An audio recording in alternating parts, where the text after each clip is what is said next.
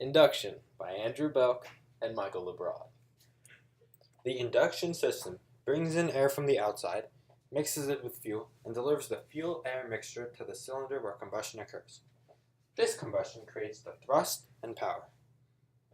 Two types of induction systems are commonly used in small aircraft engines: the carburetor system and the fuel injection system. Carburetor mixes the fuel and air before this mixture enters the intake manifold for combustion. Carburetors are calibrated at sea level, meaning as you increase in altitude, the air pressure is going to go down while the fuel will remain constant.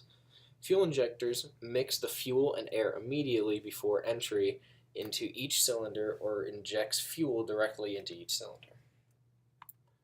Fuel-air mixture. The blend of fuel and air is routed to the combustion chambers to be burned. Throttle valve. The flow of the fuel-air mixture is controlled by the throttle valve. The throttle valve is adjusted from the flight deck by the throttle. Venturi. The shape of the venturi creates an area of low pressure. Discharge nozzle. Fuel is forced through the discharge nozzle into the venturi by greater atmospheric pressure in the float chamber. Air inlet. Air enters the carburetor through the air inlet. Air bleed. The air bleed allows air to be mixed with fuel being drawn out of the discharge nozzle to decrease fuel density and promote fuel vaporization. Mixture needle. The mixture needle controls fuel to the discharge nozzle. Mixture needle position can be adjusted using the mixture control. Fuel inlet. Fuel is received into the carburetor through the fuel inlet. Float chamber. Fuel level is maintained by a float-type device.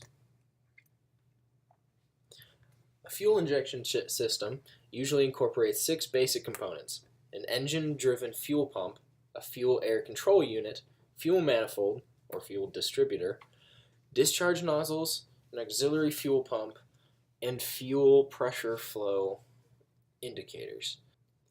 The auxiliary fuel pump provides fuel under pressure to the fuel air control unit for the engine starting and/or emergency use. After starting, the engine-driven fuel pump provides fuel under pressure from the fuel tank to the fuel air control unit. This control unit, which essentially replaces the carburetor, meters fuel based on the mixture control setting. It sends it to the fuel manifold valve at a rate controlled by the throttle. After reaching the fuel manifold valve, the fuel is distributed to the individual fuel discharge nozzles.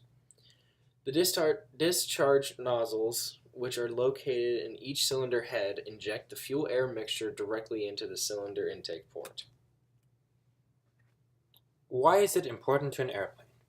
The induction system is important to an airplane because it creates the thrust or power without which an airplane could not function. In carbureted engines, there's a risk of carburetor ice forming, something that's led to hundreds of engine failures and crashes over the years. Ice in the carburetor is formed by air expansion and fuel evaporation in the venturi of the carburetor, both of which cool the surrounding air to a sub-freezing level.